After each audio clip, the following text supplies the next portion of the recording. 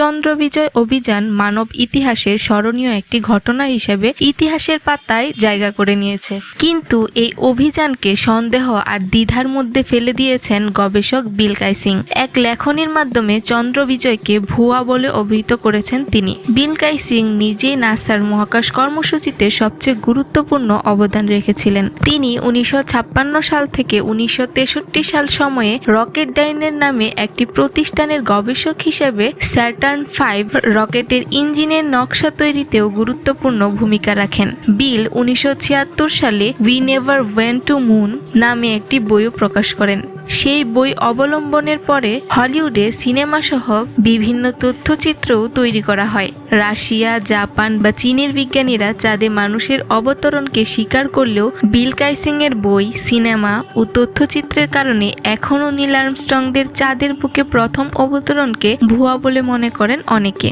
এ বিষয়ে নাসার সাবেক প্রধান ইতিহাসবিদ রজার লাউনিয়াস বলেছেন, বাস্তবতা হচ্ছে ইন্টারনেটের কারণে আগের চেয়ে আরও বেশি মানুষ যা খুশি তাই বলতে পারছে। সত্যি কথা হচ্ছে মার্কিনরা ষড়যন্ত্র তথ্য পছন্দ করে। প্রতিবারই বড় কোনো ঘটনা ঘটলে পাল্টা ব্যাখ্যা আসবেই। শুধু মার্কিনরা নয়, ব্রিটিশরাও ষড়যন্ত্র তথ্য পছন্দ করে। গত বছর দেশটির একটি টেলিভিশন অনুষ্ঠানে দাবি করা হয় চাঁদ আলো দিয়ে তৈরি, তাই কেউ চাঁদে হাঁটতে পারে না। মার্কিন কেনি নামের এক ব্যক্তি সেই টেলিভিশন অনুষ্ঠানে দাবি করেন এতদিন চাঁদে অবতরণ প্রমাণের কোনো প্রমাণ ছিল না। এখন প্রযুক্তির যুগে অনেক তরুণ নিজেরাই বিষয়টি অনুসন্ধান করছেন। একটি জরিপে দেখা গেছে প্রতি 6 জনের মধ্যে একজন ব্রিটিশ চাঁদে অবতরণের ঘটনাকে নাটক বলে মনে করেন। 4% বিশ্বাস করেন চন্দ্রবিজয় একটি প্রতারণা। তরুণদের মধ্যে চন্দ্রবিজয় হয়নি বলে বিশ্বাসই বেশি। 24 থেকে 35 বছর বয়সীদের মধ্যে 21% চাঁদে অবতরণকে নাটক বলে মনে করেন। 1976 সালের পরে বিল কাইসিং এর চন্দ্রবিজয় নিয়ে বেশ কিছু প্রশ্ন ওঠে। প্রশ্নগুলো হচ্ছে, চন্দ্রবিজয়ের ছবিতে কোনো তারা নেই কেন? নভোচারীদের ছায়া নিয়েও প্রশ্ন তুলেন বিল। 2005 সালে তার মৃত্যুর আগ পর্যন্ত বিল কাইসিং চন্দ্রবিজয়কে প্রতারণা বলে দাবি করেছেন। কোনো একটি স্টুডিওতে চন্দ্রবিজয়ের পুরো নাটক চিত্রায়িত হয়েছে বলেও দাবি করেন তিনি। সেই সময়ে নাসার সক্ষমতা নিয়েও তার প্রশ্ন ছিল। 1957 সালের অক্টোবরে রুশরা স্পুটনিক 1 যান প্রেরণ করেন মহাকাশে। তখন মার্কিন মহাকাশ কর্মসূচির অস্তিত্বও ছিল না। নাসা 1958 সালে প্রতিষ্ঠিত হয়। 1961 সালে নাসা অ্যালান শেপার্ডকে মহাকাশে প্রেরণ করে। চন্দ্রবিজয়ের লক্ষ্যে কাজ শুরু করলেও অনেক বাধা ছিল নাসার সামনে। অ্যাপোলো 1 নভোযান দুর্ঘটনায়ও তখন 3 জন নভোচারী মারা যায়। চন্দ্রবিজয় নিয়ে মিথ্যা প্রচারণার জন্য জেমস বন্ডের একটি সিনেমারও অবদান রয়েছে বেশ। ডায়মন্ডস আর ফরএভার সিনেমায় 1971 সালে শন কেনেডি লাস ভেগাসের ক্যাসি থেকে নাসার একটি গবেষণা কেন্দ্রে প্রবেশ করেন। সেই দৃশ্য দেখে চন্দ্রবিজয় নিয়ে অবিশ্বাসীদের প্রচারণা আরও বেড়ে যায়। 1980 সালে ফ্ল্যাট আর্থ সোসাইটি নাসার বিরুদ্ধে অভিযোগ করে। ওয়াল্ট ডিজনির অর্থে আর্থার সি ক্লার্কের ক্রিপ্টে স্ট্যানলি কুব্রিক চন্দ্রবিজয়ের ভিডিও ধারণ করেছে।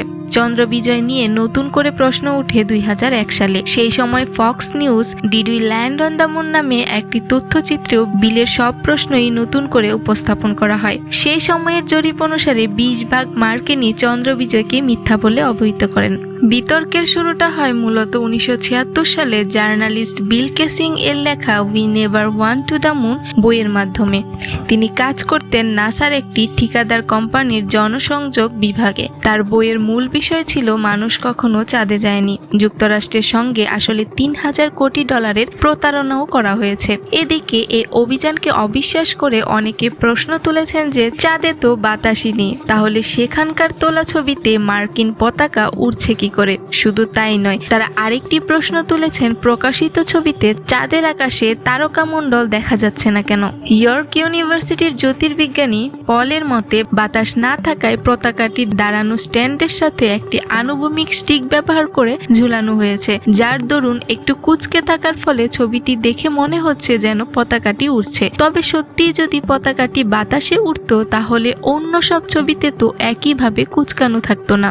আর অভিযানের ঠিক 3 মাস আগে নাসার ইঞ্জিনিয়ার জ্যাক কিনজলার পতাকার জন্য এই বিশেষ কাঠামোর ডিজাইন করেছিলেন।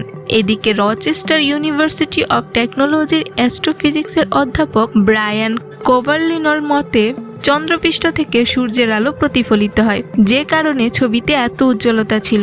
আর এই উজ্জ্বল আলোর কারণেই পেছনে আকাশের তারা ছবিতে ম্লান হয়ে গেছে। এছাড়া সেখানে ব্যবহৃত ক্যামেরার এক্সপোজার ও মাটিতে শটার স্পিড এমনভাবে সেট করা ছিল যাতে চাঁদের মাটির কাছাকাছি নানা জিনিসের ছবি সহজেই তোলা যায়। তাছাড়া এই অভিযানকে ঘিরে আরেকটি প্রশ্ন উঠেছে, অর্ধশত বছর আগে মানুষ যদি চাঁদে গিয়েই থাকে তাহলে এরপর আর যায়নি কেন?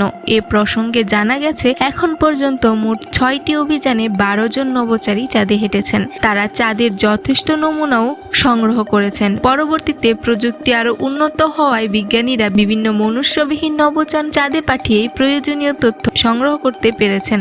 তাই জীবনের ঝুঁকি নিয়ে মানুষ পাঠানোর প্রয়োজন পড়েনি। 2009 সাল থেকে চাঁদকে প্রদক্ষিণ করা একটি নভোযান চাঁদের বেশ কিছু ছবি তুলেছিল। ছবিতে দেখা গেছে চাঁদের মাটিতে 11 নভোযান নামার স্পষ্ট ছাপ। দেখা গিয়েছে যুক্তরাষ্ট্রের পতাকা এবং সেখানে পড়ে থাকা লুনার মডিউলের কিছু অংশ। আর এই সব প্রমাণ বুঝিয়ে দেয় চাঁদে মানুষ সত্যিই গিয়েছিল।